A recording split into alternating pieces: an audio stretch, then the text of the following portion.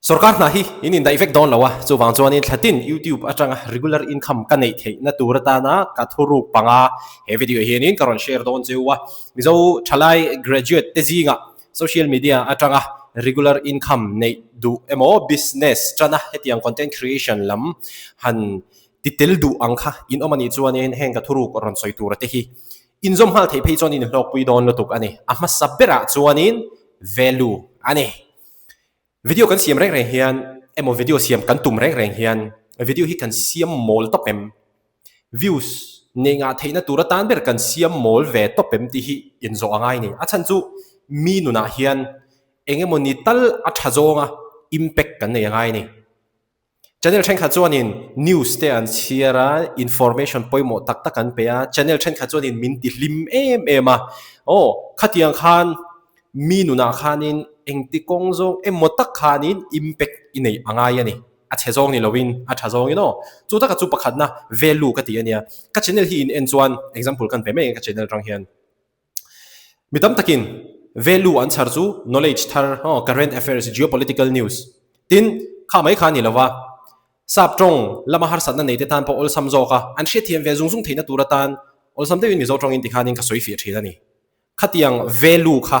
nang mani khanin in channel kaltang le in video siam kaltang te khan minuna impact nei thei turin mai la thei angem khami kha poimo hemi ama saber value hi hemi hi kan thriat fulo wang hian in midam takin YouTube channel bul kan chana social media te Instagram reels te kan siam te khan kan ti ama ro chu enge follower apung thelo subscriber kan nei nga thelo te khan ti threina ni hei taka hi nia mi nuna hianin a thazonga ngong vanei ve hi angai em em ani ti hi kan thriat apoimo ani hetianga value nei tum mi lawa video siam mol top views nga tum ngor chu an che sual pal thina tin ti lar mi lo tur le promote mi lo tur te po views nga an do wangin promote ngar mai ani kha kha thil om ve thei ani chuwang chuanin apakhat na chuanin value apoimo ti kha kan thredonia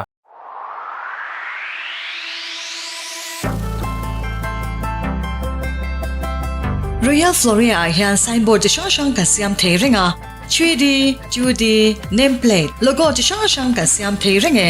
signboard moi tak mangin Royal Floria te chuan in emo door office ti chang tlungin amoina bel cha to ni hi kan du tak zita indoor in mi mit alo lak le zwal nan le customer tam sok in nei bel chur theinan Royal Floria a signboard lo order ve vat tro le kan tarla na hian eng diklai po Sofia thei reng kan ni e Royal Floria Zarkot Main Road near SBI ATM contact 9378143753 pahina kan le ha lang heya poimo khop maya enton tla ka nun ti hi ani enton tla ka nun ti hi ni poimo lu to hethi le hi chumo achan chu tuma hi fam kim kan om chuang lo ma se kan thlen chin atanga ma son tura kan be ani ti mina min hriat ve shim na kha kan reputation te kha khanin mi te min hmu dan te mi te min thlir dan te hei chu apa ngai hle mai en zui zel ta kani tiang khanin min lo ngai thei ni kha apoimo khop mai chuwang chuanin camera ma a kan thil thati zong kha tilan vek kher kha angai chuang lawa ma se en ton ta kan nu ngai ni camera kan tilang vek kher thei lawani po in ni tina kan nun na te hian hetianga integrity maintain dewa ni tina en ton ta kan nun shim chuan hei hian in mo mak lutuk a thazong hian in kan YouTube channel a hian in ngong hi alo nei ve nge mai ani mi hi apat ni na ni en ton tla kanun tuma fam kim kanom lo ma se kan thlen chin atangin mason kan tum tura ne kong en kima pathum na chuanin heya poibo khap mai a pathum na hi mo camera ma a kan om lo laia kan thil ti hi camera ma a kan om huna kan om dan kan confidence vel shil turani hi apoimo achan chu michan kha chuanin video siam antuma camera an atian an hong topa an ngai to chop thina ni khatiang tur khan ni lo video in siam ma khan ama de in engmo in ngai to lo ka ngai content preparation thatak le mumal taka omlo page on in khan a video ka upload chu ka upload fak waka video som chong ka upload to som ni chuang ka upload to ma se views atam thailo reng subscribers sapung thailo reng in timayang khatianga ni chuan chuwang chuanin video kan siam ma dai hian enge kan siamang engang hoizong enge kan siamang englam pange ka siamang tuna kan ni na hi ka han in enanga chutiang skills chu kan ya hetiang skills kan ya te hi midang ten nuna a thazo ang hong ka van nei theina turatan engtin nge kapman changkai theyang ti lo ngai to lok na khatiang preparation a khamo kha poi mo em mani hey school kal te zoni college kal te zoni exam do na che inzir lo exam ma khanin in buat sai ngar ngar khatiang kha YouTube a po henin apply angai video in siam du ani zonin camera hon top khatianga video siam mol top khani lo khatia video kan shoot ma khan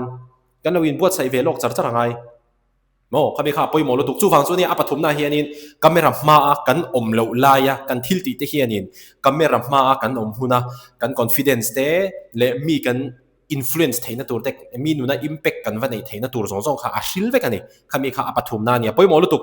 ti chuanin apalina hi apoi mo le zuala ni ho poi mo tel tel ani apalina hi inzir pe angai ani hi apoi mo lo tuk mizorama YouTuber lo thing ni tur chuan inzir pe angai mizorama regular taka income thatin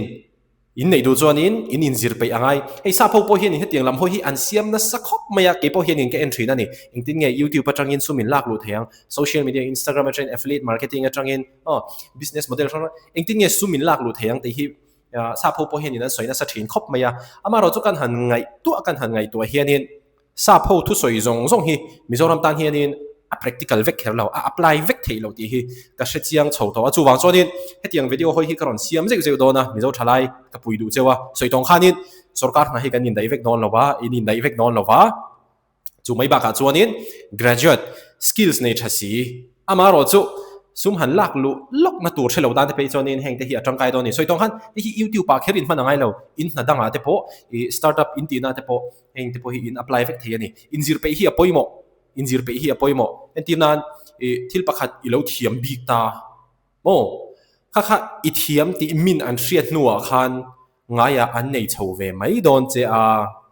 hei chu frank de we no ngaya an nei chove mai don che a